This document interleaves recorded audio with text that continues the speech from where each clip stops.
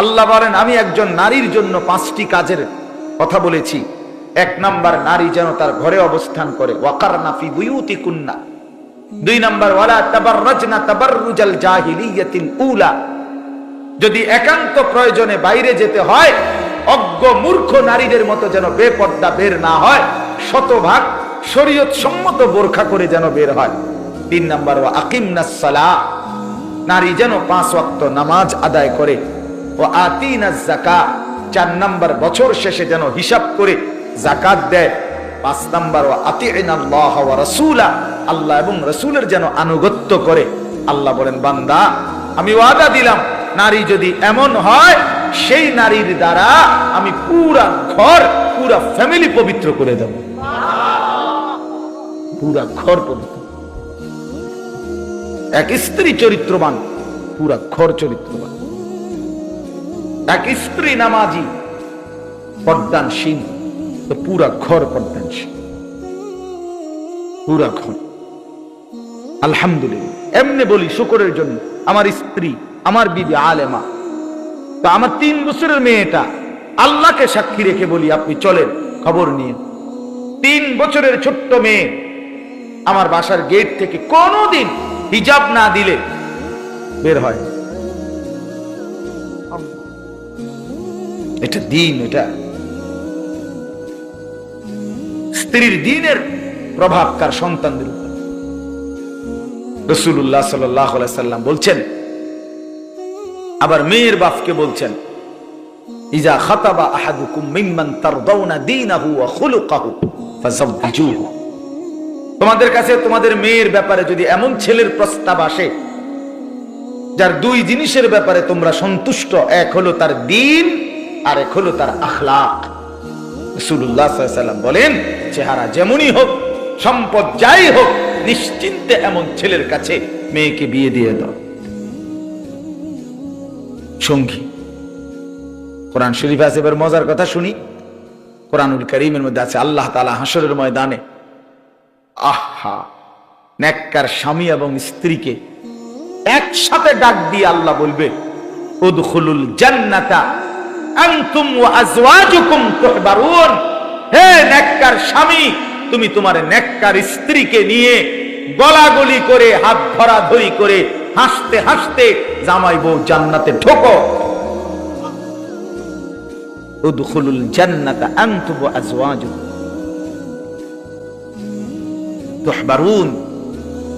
খুশি খুশি ঢুকলেই দেখবা, ইউতাফু আলাইহিম বিসিহাফিন মিন যাহাবিন ওয়া আকওয়াবিন মিন ফিদ্দা। আল্লাহ বলে ভিতরে জান্নাতে ঢুকলেই দেখবা তোমার সামনে স্বর্ণের গ্লাস, স্বর্ণের থালা, রৌপ্যের গ্লাস ঘুরতেছে। তো বান্দা বলবে, আল্লাহ ঘুরতেছে তো বুঝলাম, কিছু তো নাই প্লেটের মধ্যে। আল্লাহ তাআলা বলবে, বান্দা দেবে তো, তোমার অর্ডারের অপেক্ষায়, তোমার মনে যা চাইবা তাই বলো, তৎক্ষণাৎ এখন উপস্থিত পাই। মা তাশতাহিহিল আনফুস ওয়া তালাজ্জুল আ'য়ুন। এজন্য বন্ধু আমার, দ্বীন অনেক মজাদার, আল্লাহর কোরআন অনেক মজাদার, রাসূলুল্লাহ সাল্লাল্লাহু আলাইহি সাল্লামের সুন্নাত অনেক আনন্দদায়ক। আজকে আমরা মজা পাই নাই, আমাদের ছেলেরা, আমাদের মায়েরা, আমাদের বোনেরা, আমাদের হাজারো পুরুষ, আপনারা ইসলামের মধ্যে কোনো মজা পান নাই, দিন মাইনা কোনো মজা পান নাই। কারণ হইল, বাস্তবতা হইল, আপনারা আল্লাহর দিন পড়েনও নাই, পড়ার প্রয়োজনও মনে করেন নাই, জানার গরজও বোধ করেন। যদি আল্লাহর কোরআন থেকে পড়তেন, রাসূলুল্লাহ সাল্লাল্লাহু আলাইহি সাল্লামের সুন্নাহ থেকে পড়তেন, তো আল্লাহর কসম, আল্লাহর গোলামি আর সেজদার মধ্যে, আল্লাহকে মানার মধ্যেই জীবনের সবচেয়ে বেশি তৃপ্তি, শান্তি খুঁজে পাইতেন। বড় পীর আব্দুল কাদের জিলানী রাহমাতুল্লাহ আলাইহি, আমরা কিতাবে পড়ছি, ওনার সময়ের বাগদাদের বাদশাহ ওনাকে, ওনার যেই এলাকাটা, এই যে জিলান মানে গাইলান আরবিতে বলে, যেটারে আমরা জিলানি কই আর কি, গাইলান, এই যেই প্রদেশটা, যেই এলাকাটা ওনার ছিল, উনি যেখানে জন্ম নিছেন আর কি, ওই সময়কার বাদশাহ ওনাকে এই পুরা অঞ্চলটা হাদিয়া হিসাবে, উপঢৌকন হিসাবে দিয়ে দিছিল। বলছি হযরত এটা আপনাকে দিলাম। এই পুরা মনে করেন এই পুরা প্রদেশের যত খাজনা, ট্যাক্স, যত কিছু এগুলো আপনার। তখন উনি বলছিলেন ওই বাদশাকে, বাদশাহ তোমার এই রাজত্ব তুমি নাও। রাত গভীরে তাহাজ্জুদের সেজদা দিতে গিয়া আমার কপাল যেটুকু মাটির মধ্যে লাগে, আল্লাহর কসম ওই মাটিটুকু আমার কাছে তামাম দুনিয়া তার মধ্যে যা আছে তার চাইতে দামি।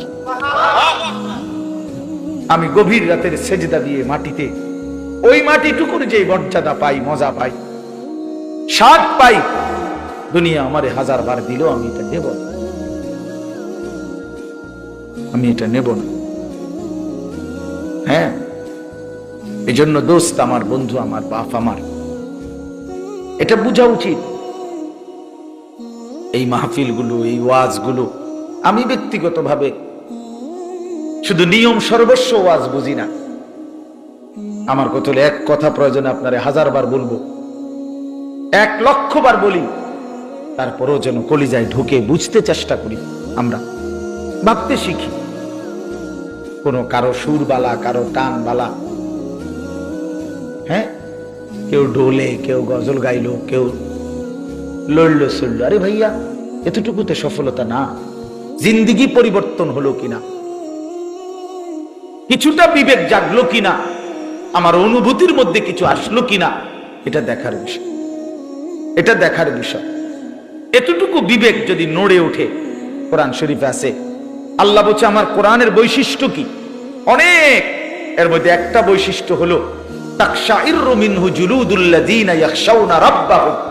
আল্লাহ বলে কোরআনের বৈশিষ্ট্য হলো যার অন্তরে আল্লাহর ভয় আছে, সে যখন আল্লাহর কোরআন শুনবে বা পড়বে, আল্লাহর কসম আল্লাহ বলে তার শরীরের চামড়ার পশমের যেই উপরে, যেই চামড়ার উপরে পশম, এগুলো দাঁড়ায় যায়।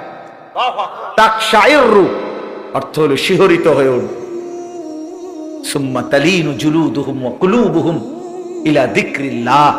আল্লাহ বলেন আমার কোরআন শুনতে শুনতে বান্দার অবস্থা এক পর্যায়ে এমন হবে যে তার সারা দেহ এবং দিল আমি আল্লাহর স্মরণে ঝুঁকে পড়বে, সেজদা দিবে, যে হায় মালিক আপনি এত বড়, আপনার শান এত বড়, আপনার সৃষ্টি এত বড়, আপনি কত বড়, আপনি কত বড়। এজন্য বন্ধু বাপ, আমি এতগুলো কথা বলছি, লম্বা করে ফেলছি কথাটা, এই প্রসঙ্গটা আর কি। অর্থ হইল নীরবে মনোযোগের সাথে আল্লাহর কথা শুনবেন, দেখবেন আপনার মসজিদের ইমাম সাহেবের বয়ানে শুনবেন। ব্যক্তির কাঙ্গাল হবেন না, জনপ্রিয়তার কাঙ্গাল না, আল্লাহর কোরআনের দিকে ফিরবেন। বুঝেন না আমার কথা? জনপ্রিয়তার ধোকা, আল্লাহর এটা কুদরত, আল্লাহর ইচ্ছা। কেউ আল্লাহ কাউকে 1000 মানুষের সামনে বলায়, কাউরে দিয়ে আল্লাহ 10 জনের সামনে বলায়। এটা কোনো 10 জনের সামনে কথা বললে আল্লাহর কথা, আর 1000 সামনে বললে এই কোনোটার মধ্যে সফলতা কিংবা ব্যর্থতার কিছু নাই। বুঝেন নাই? যে হুজুর বয়ান করছে 10 জনের সামনে উনি ব্যর্থ, আর যে হুজুর বয়ান করছে 1000 লোকের সামনে উনি সফল। এই কথাটা বুঝছেন? সংখ্যার কম বেশের মধ্যে কি নাই? সফলতা কিংবা ব্যর্থতা নয়, আল্লাহ গ্রহণ করার মধ্যে সফলতা। আল্লাহ গ্রহণ করলে সফল। 1 কোটি মানুষ মনে করেন আমারে একের স্লোগান দিয়া, মাথা তালগি দিয়া, 4 রাস্তার মাথা দিয়ে হতাই দিয়ে আইছে যে হুজুর আপনার ইজ্জত করে দিয়ে হতাই দিলাম। আল্লাহ তাআলা বললেন আনিস আমি নিলাম না, আমি তোমার গ্রহণ করলাম না। আল্লাহর কসম, আনিসের মর্যাদা তখন কুত্তার সমান মর্যাদা আর নাই যদি আল্লাহ গ্রহণ না করে। আর আল্লাহ গ্রহণ করলে গোটা পৃথিবী না চিনলেও কোনো অসুবিধা নেই। হাজারো আউলিয়া আছে যাদেরকে মানুষ চিনে, এরকম আবার লক্ষ আউলিয়া এমনও আছে যাদেরকে কেউ চিনে না। বুঝেন নাই? কোরআনুল কারীমের মধ্যে মোট 25 জন নবীর নাম আছে। কোরআন শরীফে মোট নবীদের নাম আছে কয়জন? তো নবী মোট 25 জন। তো বাহিরে কই? বাকিদের কই? রাসূলুল্লাহ সাল্লাল্লাহু আলাইহি সাল্লামের সবগুলো হাদিস একত্র করলেও আরো নয়তো 15-20 জনের নাম পাওয়া যাবে। তো নবী মোট 30-35 জন, কথা বুঝছেন না? তো বাকিদের নাম কই? তো বাকিদের নাম যে পৃথিবীর কেউ জানে না, এই কারণে ওনারা ব্যর্থ। নাউজুবিল্লাহ, কথা বুঝছেন নি? রাসূলুল্লাহ সাল্লাল্লাহু আলাইহি সাল্লাম বিদায় হজ্জে যে সময় ভাষণ দেয় হজে, তখন নবীজির সামনে ছিল 1,20,000-এর চাইতে বেশি সাহাবী। হজ্জের মধ্যে আসছে তারা। তো হজ্জে তো আর একেবারে বুড়া গাড়া বাচ্চা কাচ্চা সব আইছে না, বাইতো তো আছে আরো বহুত। বুঝেন না এই কথাটা? বুড়া মানুষ আছে, সবাই তো আর একেবারে ঘর চুক্তি পুরা সবাই আইসে পড়ছে না। কারণ নবীজি সাল্লাল্লাহু আলাইহি সাল্লাম তো হজে আসছে মদিনার থেকে। মদিনার থেকে গেছে কোথায়? মক্কায়, বিমানে নাকি? তো তখনকার সেই রাস্তা, কোথায় রাস্তা কোথায় কি, যাই হোক, তাহলে এই 1.25 লক্ষ নবী সামনে সাহাবী ছিল। তো বাড়ি ঘরের মধ্যে তো আরো আছে, সেগুলা বাদ দেন। এই 1,20,000 বা 1,25,000 সাহাবী যারা রাসূলুল্লাহ সাল্লাল্লাহু আলাইহি ওয়াসাল্লামের সামনে বিদায় হজ্জে ছিল, তাদের এই 1 লাখ দূরে থাক 50,000ও না, পৃথিবীর কোন কিতাবে, একেবারে আসমানের নিচে জমিনের উপরে কোন কিতাবে 10-20,000 সাহাবীর নামও একসাথে নাই। সর্বোচ্চ একসাথে বদরের যুদ্ধের 313 জন সাহাবীর নাম আছে, বদরি সাহাবীদের নাম আছে একসাথে, এই 313 জন। আর আমনে তাইলে 1000 সাহাবীর নামও খুঁজা মিলাইতে কষ্ট হবে নামগুলো।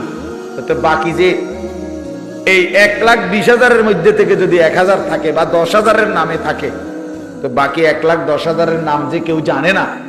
ও ঘরের যারা বাচ্চা কাচ্চা, তারপরে বুড়া মানুষ, এদের নাম যে কেউ জানে না, তো ওনারা ব্যর্থ। এই কথাটা বুঝি। এটা আমাদের যারা এখানে অনেক আলেম আছেন, অনেক মসজিদের ইমাম আছেন, আপনাদেরকে বলি ভাই, এটা ঘাবড়াবেন না, ঘাবড়াবেন না। আর কি আমার ওয়াজ শুনে কে, হ্যাঁ আরে এত ওয়াজ করি কো মানুষ চিনে না, মানুষ চিনলে কি দরকার? মানুষ চিনলে কি, না চিনলে কি? এটা আমার দিলের মধ্যে মনে রাখতে হবে। আমার মালিকের কথা বলার যোগ্যতা আল্লাহ আমারে সুযোগ দিছে। একজন বান্দার কাছে যে আমি বলতে পারছি আসমান ও জমিনের এটা সর্বশ্রেষ্ঠ নিয়ামত, আমার মালিকের কথা আমি বলতে পারছি।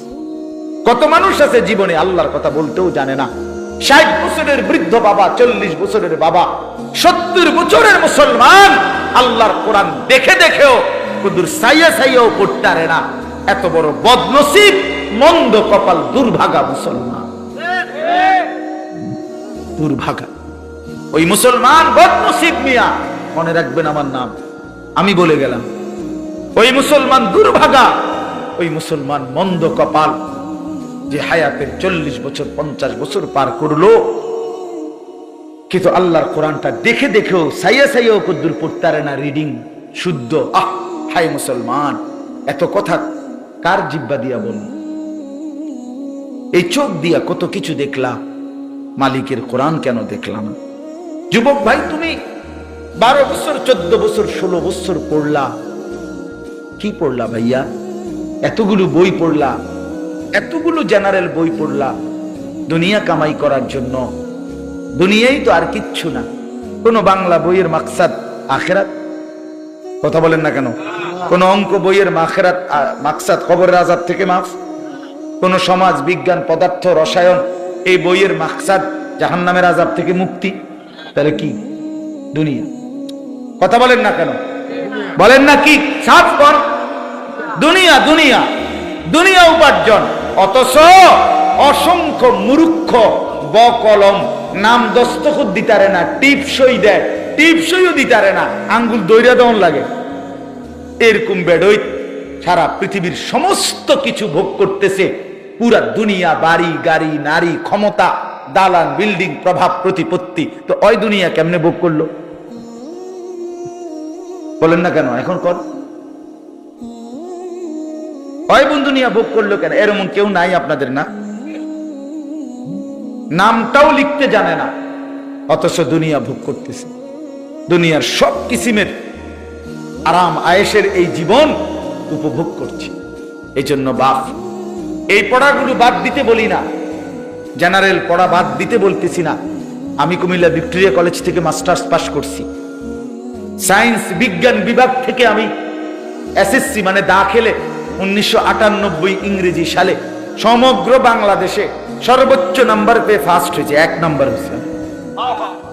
আমার সার্টিফিকেট লাগলাম না, আইন দেখাম অঞ্চলে আমার লোক। তাহলে অর্থ হইল আমি বাদ দিতে বলতেছি না, কিন্তু 16 বছর পড়ার পরে বন্ধু আল্লাহর কোরআন এতগুলো বই না পড়লেও দুনিয়া মিলতো, ভাত মিলতো, বিয়া মিলতো, সংসার হইতো, ঘুম আসতো, যৌন চাহিদা পূরণ হইতো, বিল্ডিং এর স্বপ্ন পূরণ হইতো। কিন্তু আল্লাহর কোরআন ছাড়া, সেজদা ছাড়া, নামাজ ছাড়া, আল্লাহর বন্দেগী ছাড়া, আল্লাহর কসম বাপ আমার বন্ধু আমার, এক ঢোক পানি কবর থেকে নিয়ে হাসরে আখিরাতে কোথাও মিলবে না। দুনিয়া এমনি মিলে যায়। ওই মেয়েটা সরানো বারবার ঘটর ঘটর করে, তো দুনিয়া এমনি মিলে যায়। আমি তো বলি মিয়া, বোবা মানুষও দুনিয়া ভোগ করে, করে না? বোবা মানুষ ভাত খায়নি, বোবা মানুষ ঘুমায় কিনা, বোবা মানুষ পেশাব পায়খানা করে কিনা, বোবা মানুষ বিয়া করে কিনা, বোবা মানুষের বাচ্চা কাচ্চা হয় কিনা। তাহলে বোঝা গেল দুনিয়া বোবাও ভোগ করতে পারে। তাহলে দুনিয়া ভোগ করার জন্য কথা না বললেও চলতো, কিন্তু আল্লাহর কোরআন কেন পড়তে পারলেন না এই জবান থাকার পরেও, এই জিহ্বা দেওয়ার পরেও কেন পারলেন না? আমার বয়স্ক বাবারা বলেন, হায়াতের শেষ সময়টা নষ্ট করে দিলেন চায়ের দোকানে, জিন্দিগির শেষ হায়াতটা শেষ করে দিলেন বিড়ি সিগারেট খাইতে খাইতে, জীবনের শেষ টাইমটা শেষ করে দিলেন চা দোকানে গল্প করতে করতে, টেলিভিশন দেখতে দেখতে। আহা মুসলমান, 60 বছর বয়স্ক মুসলমান যদি আজও আখিরাত মনে না পড়ে, তার কখন মনে পড়বে? 70 বছর বয়সেও যদি কবরের কথা মনে না পড়ে বাবা আমার চাচা, তাহলে আর কখন? আলাম ইয়ানি লিল্লাযীনা আমানু আন তাখশা কুলুবুহুম লিযিকরিল্লাহ, এটা কোরআনের আয়াত। রব্বুল আলামিন বলে, ঈমানদার মুমিন, আমি আল্লাহর ভয়ে, আমার স্মরণের জন্য, আমার বন্দিগির জন্য তোমার দিলটা নরম হওয়ার সময় আজও কি হয়নি? আলাম ইয়ানি, এই কথার অর্থ এটা। আল্লাহ বলে, বান্দা 365 দিনে আমার একটা বছরে কোনোদিন ফজরের নামাজ পড়লা না বান্দা, তাহলে আর কোনোদিন কি ফজরের নামাজ পড়বা না বান্দা? আর কি কোনোদিন পড়বা না? তুমি কি তাইলে এই সিদ্ধান্তই নিয়ে নিছো? 30 বছর ধরে বান্দা আমার প্রতিদিন সুদ খাচ্ছ, মিথ্যা বলছো, 30 বছর প্রতিদিন ওজনে কম দাও, 30 বছর ধরে নিয়মিত কাস্টমারকে ঠকাও, এভাবেই রোজগার করতেছো হারাম রোজগার। আল্লাহ যেন ডাক দিয়ে বলে, বান্দা তাহলে এই নাফরমানের রোজগারি আর কোনোদিন কি তাহলে ছাড়বা না? আর কি সময় হবে না? বলো বান্দা বলো। গত 20টা বছর ধরে তোমার ঘরে প্রতিদিন রঙিন টেলিভিশন চলে, নর্তকী নাচে, নাটক সিনেমা তোমার বউ বাচ্চা প্রতিদিন দেখে। আল্লাহ যেন ডাক দিয়ে বলে, বান্দা তাহলে এই গুনাহ আর কোনোদিন কি বন্ধ হবে না? তোমার ঘরে কি আর কোনোদিন এই নাফরমানি বন্ধ হবে না? ছেলেটা 16 বছর, 14 বছর, 18 বছর, একটা দিনও 5 ওয়াক্ত নামাজ কোন নামাজই পড়ে না। এ কেমন সন্তান বানাইলা? এ কোন মায়ের ঘরের বাচ্চা? এ কোন মুসলমানের সন্তান? বলেন বাপ, ছেলেরা বলো। 365 দিনে একটা বছরে কোনো দিন ফজরের নামাজ পড়ো নাই? তুমি মানুষের বাচ্চা? তুমি মানুষের বাচ্চা? কে বলছে বেটা নাফরমান? তুমি মুসলমানের বাচ্চা। একটা বছর কোনোদিন, একটা বছর কোনোদিন ফজরের নামাজ পড়ে নাই, এর চাইতে বড় জানোয়ার, এর চাইতে বড় হাইওয়ান, চতুষ্পদ জন্তু আসমানের নিচে জমিনের উপর আর কে হইতে? মালিককে এতদিন ভুলে যায় মানুষ,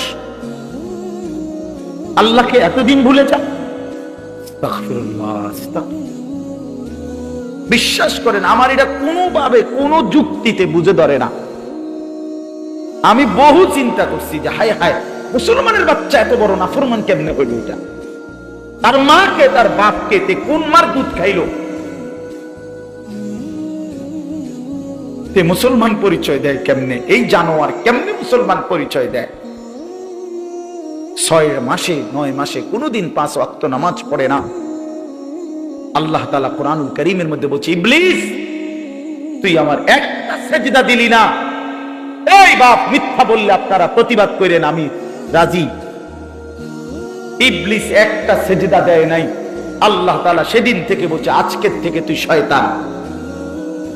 কি ইবলিস কি আগের থেকে শয়তান ছিল?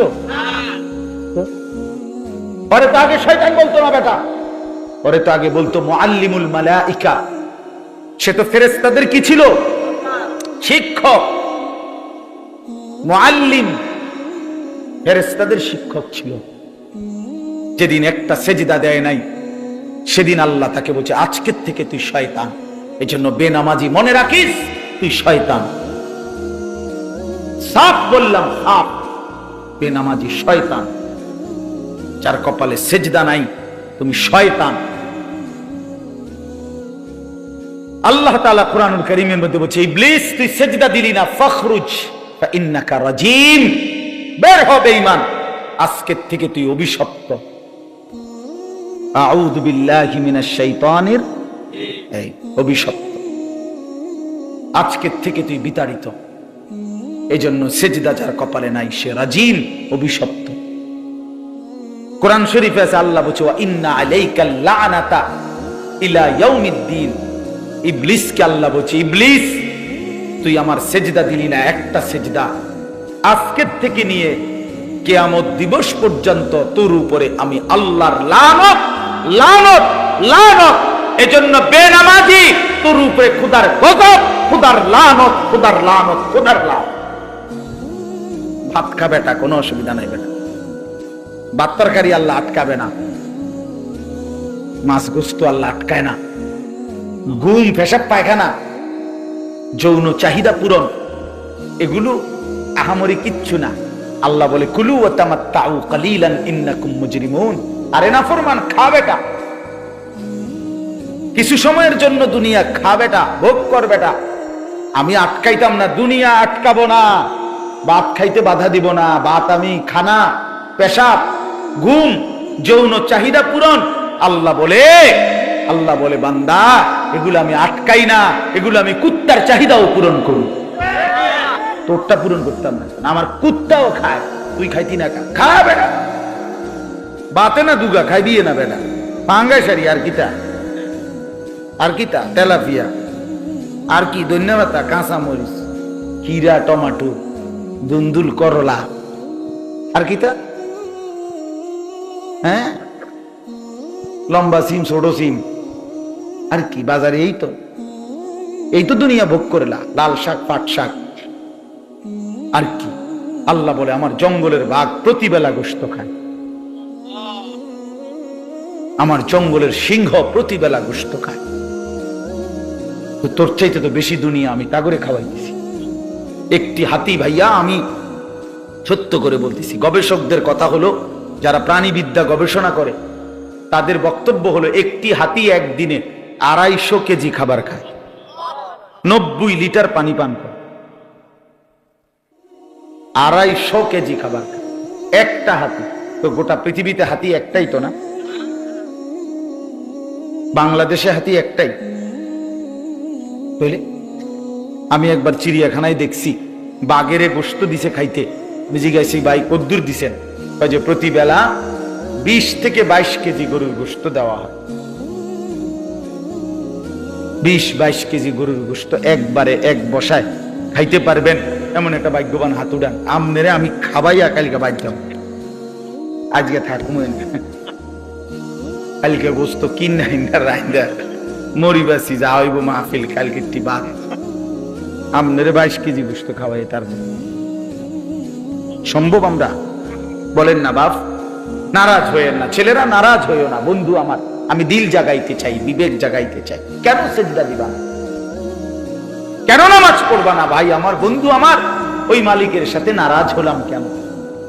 আল্লাহর সাথে রাগ করলাম কেন? আল্লাহকে ভুলে যাই কেন?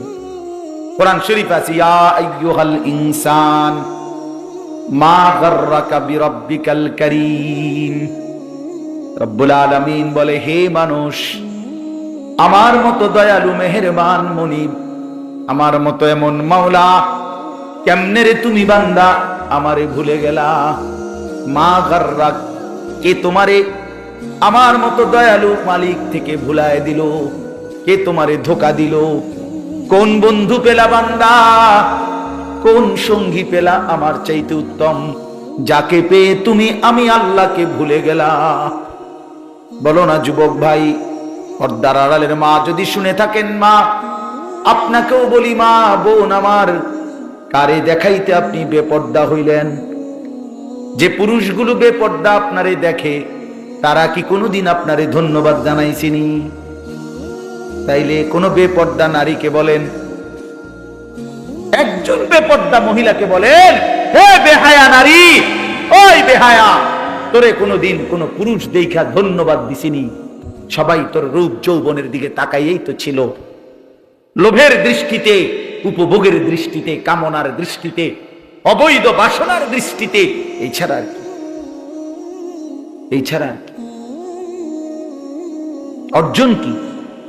সিনেমার নর্তকীর অর্জন কি বলেন? এই জন্য আমি অনুরোধ করছি, আমরা আল্লাহর দিকে ফিরে আসি। ফাফিরু ইলাল্লাহ, আল্লাহ বলে, দৌড় দিয়ে বান্দা আমার কাছে আসো। তুবু ইলাল্লাহি জামিআন আইয়ুহাল মুমিনুন, আল্লাহ বলে, হে ঈমানদারগণ, তওবা করে আমি আল্লাহর দিকে ফিরে আসো।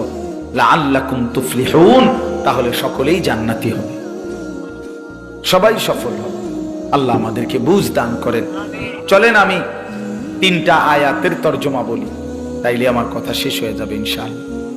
আমি আপনাদের সামনে কোরআনুল কারীমের যেই সূরাটা পড়ছি, এই সূরাটার 3টা আয়াত। সূরাটার নাম হলো সূরা মুলক, 29 নম্বর পারা, 67 নম্বর সূরা। কোরআন শরীফের অত্যন্ত ফজিলতপূর্ণ একটা সূরা। রাসূলুল্লাহ সাল্লাল্লাহু আলাইহি ওয়াসাল্লাম বলেন, যে ব্যক্তি নিয়মিত এই সূরাটি তেলাওয়াত করবে, আল্লাহর নবী সাল্লাল্লাহু আলাইহি সাল্লাম বলেন, তুনজিহি মিন আযাবিল কবর, এই সূরাটা তাকে কবরের আযাব থেকে মুক্তি দিবে। এই সূরা কবরের আযাব থেকে মুক্তির একটা রক্ষা কবচ। সূরা মুলক, 29 নম্বর পারা, 67 নম্বর সূরা। আমার বাপ, একটা মিনিট শুধু বুঝেন, রাসূলুল্লাহ সাল্লাল্লাহু আলাইহি সাল্লাম অসংখ্যবার উম্মতের কাছে কবরের আযাবের ব্যাপারে সতর্ক করছে, সতর্ক করেছে। কবরের আযাব অনেক হাদিস, অনেক অনেক হাদিস। বিশ্বাস করে হযরত ওসমান রাদিয়াল্লাহু তাআলা আনহু, আপনারা ওনার নাম জানেন, ইসলামের 3য় খলিফা নাকি? এই ওসমান রাদিয়াল্লাহু তাআলা আনহু, তিনি যখন কোন কবরের সামনে দাঁড়াইতেন, অঝরে কাঁদতেন। হাত্তা ইয়াবুল্লা লিহিয়াতাহু, হাদিস আছে যে ফলে ওনার দাড়ি ভিজে যেত কাঁদতে কাঁদতে। তো ওনার সঙ্গী সাথীরা জিজ্ঞেস করতেন, হযরত, হে আমিরুল মুমিনিন ওসমান, আপনি কবর দেখলে এইভাবে কাঁদেন কেন? আপনি তো জাহান্নামের কথা বললো, এতটা কাঁদেন না, কবরের কথা দেখলেই আপনি এভাবে অঝরে কাঁদেন কেন? হযরত ওসমান রাদিয়াল্লাহু তাআলা আনহু বলেন, শোনো, ইন্নাল কবরা আউয়ালু মানাজিলিল আখিরাহ, কবর হচ্ছে আখিরাতের প্রথম ঘাঁটি। ফা ইন নাজা মিনহু ফামা বা'দাহু আইসারু মিনহু, যদি কেউ কবরের এই ঘাঁটিতে বেঁচে যায়, তো পরবর্তী সব ঘাঁটি পার হওয়া তার জন্য সহজ। ওয়া ইন লাম ইয়ানজু মিনহু ফামা বা'দাহু আশাদ্দু মিনহু, নবীজি বলেন, আরে ওসমান বলেন, যদি এই ঘাঁটিতে কেউ মুক্তি না পায়, আটকে যায়, তাহলে পরবর্তী সকল ঘাঁটি তার জন্য তার চাইতে বেশি কঠোর। এরপরে শুনেন, এরপরে উসমান রাদিয়াল্লাহু তাআলা আনহু বলতেন যে আমি আল্লাহর নবী সাল্লাল্লাহু আলাইহি সাল্লাম থেকে সরাসরি একটা হাদিস শুনছি, নবীজির হাদিস। আচ্ছা, নবীজি সাল্লাল্লাহু আলাইহি সাল্লামের ব্যাপারে আপনাদের ধারণা কি? তিনি কোনো কথা নাউযুবিল্লাহ জীবনে কোনোদিন এক বিন্দু বানাইয়া বলছেন, বাড়াইয়া বলছেন, অতিরঞ্জিত বলছেন? যা আল্লাহ বলেছেন হুবহু তাই বলেছেন। তো নবীজি সাল্লাল্লাহু আলাইহি সাল্লাম তিনি বলছেন, মা রাআইতু মানজারান কাত্তু ইল্লা ওয়াল কবরু আফজাউ মিনহু। রাসূলুল্লাহ সাল্লাল্লাহু আলাইহি ওয়াসাল্লাম, এই যে কয়েকটা ছেলে, মুসলমানের বাচ্চাই তো নিশ্চয়, কিন্তু কথা বলে দেখেন বাহিরে। এমন এক গাফেল জাতি আমরা, মায়ের সন্তান জানেও না কোথায় আসছে। বহুত আপনারা জানেন না, আমরা সবাই আসলে খাট পালং আর সোফা ফার্নিচার নিয়ে ব্যস্ত। হুজুর দেখলে দোয়া চায়, হুজুর বিল্ডিং এর ছাদ ঢালাই দিন, দোয়া করে দেন। এই গরকার নতুন কাম ধরছি, দোয়া করে দেন। আজা মাড়ি কোপ দিমু, দোয়া করে। আজগা নতুন করে ঢালাই, আজকে কত দোয়া। হুজুর মোটর সাইকেল কিনছি, কত দোয়া করে দেন। এই দোকানের বিটটা লইছি, হুজুর দোয়া করে দেন। আমার কাছে একবার একজনই কইছে, হুজুর 1,10,000 টাকা খরচ করে ওই ওনার বাসায় গেছি, টেলিভিশন চ্যাপটা একটা দেখাইয়া উনি বলতেছে, হুজুর এটা 1,10,000 টাকার মতো খরচ গেছে, দোয়া করে। পরে আমিও দোয়া করছি। আমি বললাম, ভাই দোয়া করি আপনার ঘরে যেন 24 ঘন্টার মধ্যে 1 সেকেন্ডও কারেন্ট না যায়, আমনের বউ বাচ্চা যেন 24 ঘন্টা টেলিভিশনের সামনে বইয়া থাকে, আমনের ঘরে যেন 24 ঘন্টা নাচ গান বেড়া বেটির নাচ। পরে হে হুজুর বেশি রাগ হইছেন বুঝছি, মানে তো বুঝছে, দোয়ার ডকেই তো বুঝছে যে অবস্থা কি, ডক বালা না, দোয়ার তো লাইন বালা না। এই যে আমার উদ্দেশ্য এই কথাটা বলা, যে এই যে শুধু কেবল খাট দেখাইলো, পালং দেখাইলো, ওই রোমে নিয়ে নিয়ে হাইটা হাইটা দেখায়, এই দরজা, এই জানালা, এই ফার্নিচার। আরে ভাইয়া মুসলমান, আমরা যদি এই খাট পালং আর ফার্নিচার দেখাই, অথচ আমার ছেলেটা নামাজ পড়ে না, মেয়েটা পর্দা করে না, স্ত্রী পর্দা করে না, আমার ঘরের সন্তান আদি কেউ আল্লাহর কোরআন পড়তে পারে না। হায় মুসলমান, দেখানোর দরকার ছিল এইটা, নিজের স্ত্রী, সন্তান, পরিবারের মানুষগুলোর ইবাদত, আমল, চরিত্র, আখলাক, নৈতিকতা, এইটা দেখানো দরকার ছিল। খাট দেখাইয়া, পালং দেখাইয়া কোনো লাভ নাই, কোনো লাভ। আপনি মরে গেলে 20 বছর পরে কবরের থেকে উঠতে এসে আপনি নিজের ঘরে দেখেন, আপনার হাতের বানানো ফার্নিচার কিচ্ছু নাই, কিচ্ছু নাই। যদি জিজ্ঞাসা করেন, ফুত নাতি আমার বানানো খাট পালং বিকই, বলবে দাদা ইডি ওনার চলে না, হালাই দিছি বলতে। এগুলো এখন আর কি চলে না দাদা। আমার দাদা মারা যাওয়ার 12 বছর পরে, গোনা 12 বছরের মাথায় আমি আমার জ্যাঠারে বলছিলাম, জ্যাঠা আমার দাদার রেখে যাওয়া বাড়ির স্মৃতি হিসাবে আপনার কাছে কিছু আসেনি, আমার একটা কিছু দেখাল, একটা লবণের বাটি, কাচের প্লেট, কিছু একটা মাটির বাসন। আমার দাদা কাইদা, আমার জ্যাঠা কাইদা দিছিল। আমার সেই জ্যাঠাও এখন কবরে চলে গেছে। সেই জ্যাঠা আমার কাইদাই দিছে, কয় না বাতি যা, তোমারে দেখাইবার মতো আমার কাছে কিছুই নাই। 12 বছরের ব্যবধানে সমস্ত কিছু নাই। এই তো দুনিয়া, যে দুনিয়া আপনি সাজাইলেন বাপ। একদিন আপনি নিজেই কবর থেকে আইসা যদি দেখতে পারতেন, তা আইসা দেখতেন কিছুই নাই, কিছুই নাই। শুধু শুধু শুধু শুধু হায়াত শেষ করলেন, শুধু শুধু স্ত্রী সন্তানের নামাজের খোঁজ নিলেন না, আখিরাতের খবর নিলেন না, শুধু দাড়ি দাড়ি, বাড়ি গাড়ি, বিল্ডিং দালান। আল্লাহ আমাদেরকে বুঝ দান করে।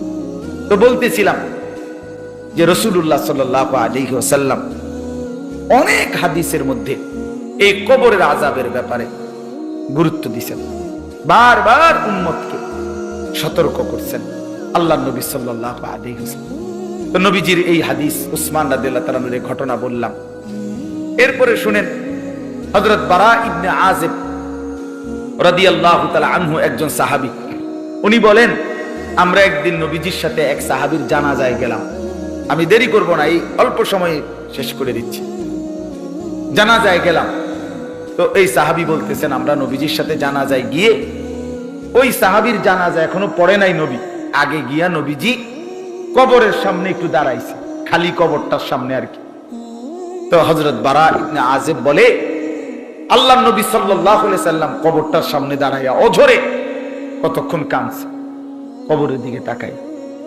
তো আমরা সবাই, সাহাবী বলতেছেন, আমরা সবাই নবীজির সাথে কাঁদলাম, অনেকক্ষণ কাঁদা নবী চোখের পানি ফেলে মুছে এরপর আমাদের দিকে তাকাইয়া বলছে, ইয়া ইখওয়ানি লিমিসলি হাদা ফাআইদু, হে আমার সাথীরা, বন্ধুরা, আমার সাহাবীরা, এই কবরের জন্য, এমন একটা জায়গার জন্য তোমরাও প্রস্তুতি নাও। ফাআইদু, সবাই রেডি হও এই কবরের জন্য, এই কবরের জন্য। এভাবে আল্লাহর নবী কবরের দিকে তাকাইয়া কাঁদছে। আমার বাপ আল্লাহর নবী সাল্লাল্লাহু আলাইহি সাল্লাম 5 ওয়াক্ত নামাজের পরে নবীজি যে কয়েকটা বিষয়ে নিয়মিত দোয়া করতেন প্রত্যেক নামাজের পরে, এর মধ্যে একটা ছিল এটা, আল্লাহুম্মা ইন্নী আউযু বিকা মিন আযাবি জাহান্নাম ওয়া মিন আযাবিল কবর ওয়া মিন ফিতনাতিল কবর ওয়া মিন ফিতনাতিল মাসীহিদ দাজ্জাল ওয়া মিন ফিতনাতিল মাহইয়া ওয়াল মামাত। এই দোয়াটা নবীজি 5 ওয়াক্ত নামাজের পরে করতেন। এর মধ্যে একটা অংশ হলো যে আল্লাহ, আমি কবরের আযাব থেকে পানাহ চাই। অথচ রাসূলুল্লাহ সাল্লাল্লাহু আলাইহি সাল্লামের এক যাররা বিন্দু পরিমাণ কোনো গুনাহ নাই, আছে কি? কথা বলেন না কেন? এক সুতা কোনো গুনাহ, তিনি মাসুম, তিনি নিষ্পাপ, তিনি নিষ্পাপ। হাশরের ময়দানে আল্লাহ তাআলা নবী সাল্লাল্লাহু আলাইহি সাল্লামের অগণিত মর্যাদা আল্লাহ দান করছেন, দিয়ে রাখছেন। নবীজি বলছেন, আনা আউয়ালু মান ইয়াকরাউ বাবাল জান্নাহ। আল্লাহর নবী সাল্লাল্লাহু আলাইহি সাল্লাম বলেন, আমি সেই মুহাম্মদ যে সর্বপ্রথম জান্নাতের কড়া দরজার আমি নাড়াবো। কিলা মান, ফেরেশতা বলবে আপনি কে? আমি বলবো মুহাম্মদ। ফেরেশতা ফাফুতিহাল বাব, দরজা খুলবে আর বলবে, হে আল্লাহর রাসূল, আনতাজিরু লাক, আমি তো আপনার অপেক্ষাই করছিলাম। আপনি আসবেন, আপনি উদ্বোধন করবেন, আপনি প্রথম ঢুকবেন, তারপরেই তো সবাই ঢুকবে। এটাই তো মালিকের ফয়সালা। এত সম্মান, এত মর্যাদা যার, সেই তিনি প্রতিদিন 5 ওয়াক্ত নামাজের পরে কবরের আযাব থেকে আল্লাহর কাছে পানাহ চায়। আমি কে, আপনি কে? বলেন বাবা, বলেন। এই জন্য দয়া করে, আরো অনেক উদাহরণ বলা যাবে, কোরআনে আছে, হাদিসে আছে। আমি শুধু সংক্ষেপে আপনাদের কাছে এটা বললাম। একটা কথা জরুরি ভাই আমার, এই যারা আমরা নামাজ পড়ি না, হালাল উপার্জন করি না, বিশ্বাস করেন, আমি হই আর আপনি হন, কবরে কষ্ট পাইবেন। আখিরাত তো আছেই, হাশরের ময়দান তো আছেই কষ্ট, জাহান্নামের আযাব তো আছেই, কবরেও সাংঘাতিক আযাব। আল্লাহর নবী সাল্লাল্লাহু আলাইহি সাল্লামের হাদিস একেবারে স্পষ্ট, আমার কাছে এই গাড়ির মধ্যেও কিতাবটা আছে। আল্লাহর নবী সাল্লাল্লাহু আলাইহি সাল্লাম বলেন, কোন নাফরমান ব্যক্তি যখন কবরে 3টা প্রশ্নের জবাব দিতে পারবে না, আল্লাহর পক্ষ থেকে তখন বলা হবে, আফরিশুহু মিনান নার ওয়ালবাসুহু মিনান নার ওয়াফতাহু লাহু বাবান ইলান নার। আল্লাহর পক্ষ থেকে বলা হবে, নাফরমানের কবরে জাহান্নামের বিছানা বিছিয়ে দাও, জাহান্নামের পোশাক পরিয়ে দাও, জাহান্নাম বরাবর দরজা খুলে দাও। ফেরেশতারা এই 3টা কাজ করে সরে আসবে। এই ফেরেশতারা, আল্লাহ রাসূল সাল্লাল্লাহু আলাইহি সাল্লাম বলেন, নতুন আরেকজন ফেরেশতা আসবে এই নাফরমানের কবরে। আয়েশা, ইউদরাবু বিমিতরাকাতিন মিন হাদিদ। তখন এই ফেরেশতা এসে এই নাফরমানকে লোহার মুগুর, লোহার মুগুর, যে লোহার বড় হাতুড়ি দিয়ে এমন জোরে একটা আঘাত করবে, খোদার কসম নবীজি বলছেন, আঘাতটা কোথায় করবে? বরবাতান বাইনা উযুনাইহি, তার 2 কান বরাবর আঘাত করবে। একটা আঘাতে আল্লাহ রাসূল সাল্লাল্লাহু আলাইহি ওয়াসাল্লাম বলেন, ফায়াসিহু সাইহাতান, এই নাফরমান এত জোরে চিৎকার করবে, ইয়াসমাউহা মান ইয়ালিহি ইল্লা সাকালাইন, মানুষ এবং জিন ব্যতীত আল্লাহ সব মাখলুক শুনতে পাবে। দোস্ত আমার, বন্ধু আমার, নিজের উপরে রহম করে, নিজের উপরে দয়া করে। রাসূলুল্লাহ সাল্লাল্লাহু আলাইহি সাল্লাম প্রতিদিন বলছে, নবীজি কবর প্রতিদিন ডাক দেয়, কবর ডেকে ডেকে সবাইকে বলে, দুনিয়াবাসী, আনা বাইতুদ দুধ, আমি পোকামাকড়ের ঘর। আনা বাইতুল ওয়াহদা, আমি একাকী ঘর। আনা বাইতুল গুরবা, আমি অপরিচিত ঘর। আমার কাছে আইলে কেউরে চিনবা না, কাউরে পাইবা না। রাসূলুল্লাহ সাল্লাল্লাহু আলাইহি সাল্লাম বলেন, কোন নাফরমানের কবর যখন তাকে রেখে ফেরেশতারা চলে যাবে, কবর তখন তাকে প্রথম মিনিটেই এমন একটা চাপ দিবে, ডান পাশের মাটি বাম দিকে, বাম দিকের মাটি ডান পাশে। আল্লাহর কসম, নবীজির এই হাদিসে রাসূলুল্লাহ সাল্লাল্লাহু আলাইহি সাল্লাম বলছেন, এতে করে ডান পাশের হাড্ডি পাঁজর ভাঙ্গা বাম দিকে ঢুকে যাবে, বাম দিকের গুলো ডান দিকে ঢুকে যাবে। বন্ধু আমার, আমি দেখাই, আমরা তো ছাত্র জীবনে ওস্তাদের কাছে পড়ছি ভাই আমার। রাসূলুল্লাহ বলেন, হাত্তা তাখতালিফা আদলাউহু, তার দুই পাশের হাড্ডি গুলো এইভাবে, দুই আঙ্গুল যেভাবে ঢুকে গেছে, এইভাবে একটা একটার সাথে ঢুকে যায়। খোদার কসম, আল্লাহর কসম। যদি বলো রাসূলের কথা মিথ্যা, তাহলে আমি আর কার কথা বলতাম? বলেন, যদি বলি আল্লাহর কথা মিথ্যা, তাহলে আর কার কথা বলতাম? কোরআন শরীফে আছে, আল্লাহ বলছে, ফাবি আইয়ি হাদিসিন বাদাহু ইউমিনুন। আমার বান্দা, আমার এই কোরআনের কথার চাইতে আর কোন কথা বললে, এর চাইতে দামি আর কি বললে বান্দা তুমি আমার কথা বিশ্বাস করতে? খোদার কসম, এটা আয়াত করেছে, এই 29 পারাতে আয়াত এটা আছে। ফাবি আইয়ি হাদিস, আইয়ি হাদিস বাদাহু ইউমিনুন। এই কোরআনের পরে আর কোনটা বললে, আর কোন কিতাব নাজিল করলে বান্দা আমার কথা মানো? বলো না ভাইয়া আমার, বাপ আমার, বলেন কেন নামাজ পড়েন? কেন নামাজ পড়েন? অনেক মানুষ আপনার এখানে বসছেন, নওজোয়ান, তোমরা অনেক ছেলে, চেহারা দেখলেই বোঝা যায় বন্ধু সারাদিন একটা সেজদা দাও না। আরে বেনামাজি, তোর চেহারা দেখলেই চিনা যায়। বেনামাজি নির্লজ্জ, বেনামাজি অসভ্য, বেনামাজি গাদ্দার, গাদ্দার, গাদ্দার, বেনামাজি বেয়াদব, বেনামাজি চূড়ান্ত বেয়াদব, অসভ্য, অসভ্য, অসভ্য, হাইওয়ান। এটা জন্তু জানোয়ার ছাড়া আর কিচ্ছু। আল্লাহ তাআলা মানুষের শরীর বানাইছে সেজদার জন্য, নাই তো কোমর বাঁকা হওয়া, হাঁটু ভাঙ্গা, কোনুই ভাঙ্গার কোনো দরকার ছিল না বাতের লাগিয়া। খানা খাওয়াইতে এত কিছু লাগে না। গরু, ছাগল, জন্তু জানোয়ারে আল্লাহ তাআলা এত আইটেম দিয়ে খাওয়াইছে না, এমনি খাওয়া। আমার ভাই, আমার বন্ধু, কেন নিজের উপরে জুলুম করছেন?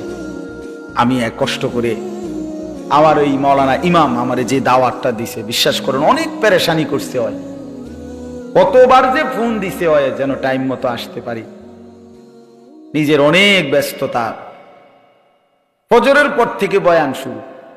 আমি গতকাল সন্দ্বীপ ছিলাম, ফজরের পরে ওইখানে বয়ান করে এরপরে স্পিড বোট হইয়া আইসা আরো কত ছোটখাটো কাজ সারছি, আরো 2খানে বয়ান করছি। টাকার জন্য না বাপ, আপনি খবর নিয়ে চাই। সব মানুষকে এক ধরনের পাল্লা মাপা না। আমি এক ফেরিওয়ালা, স্বাভাবিকভাবে অস্থিরতা বোধ করি খুব, যে আমার এই নওজোয়ান ছেলেগুলো নামাজ পড়বে, ইসলামের জন্য, দ্বীনের পক্ষে থাকবে, এদের দুনিয়া সুন্দর হবে, আখিরাত সুন্দর হবে। এই জন্য আজকে রাত গভীরে বললাম, আমরা প্রত্যেকেই কবরের আযাব থেকে বাঁচার চেষ্টা করি, নাই তো কষ্ট হবে বাপ। কোরআন শরীফে আছে, আল্লাহ ফেরাউন এবং তার বংশধরের ব্যাপারে বলছে, আন্নারু ইউরাদুনা আলাইহা গুদুওয়ান ওয়া আশিয়া। আল্লাহ তাআলা বলেন, ফেরাউন আর তার দলবলের কবরে প্রতিদিন সকাল সন্ধ্যায় আগুন পেশ করা হচ্ছে, আগুনের শাস্তি হচ্ছে। কোরআন শরীফের আয়াত, আল্লাহর কসম। আল্লাহ বলছে, আন্নারু ইউরাদুনা আলাইহা, জাহান্নামের আগুন পেশ করা। শুধু কবরের কথা বললেই সারা রাত বলা যায়, এরপরে তো জাহান্নাম সামনে আছে। এটা তো বিচারের আগে, বিচারের ময়দান তো হাসরের মাঠ। জেলখানার মধ্যে তো আসামি ধরে নিয়ে জায়গা, এরপরে না মামলার শুনানি চলে। রায় হয়তো কোনো কোনো মামলার 2 বছর পরে, কিন্তু সে তো হাজতে ঢুকে গেছে, সে তো কারাগারের কষ্ট ভোগ করতেছে। বুঝেন নাই কথাটা আমার?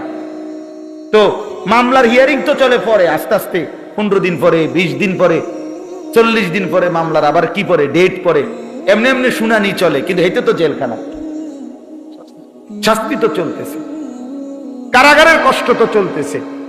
আল্লাহ তাআলা বলে, বান্দা বিচারের ময়দান তো সামনে, হাসরের মাঠ, কিন্তু আযাব তো শুরু হয়ে গেছে কবর থেকেই, কবর থেকে।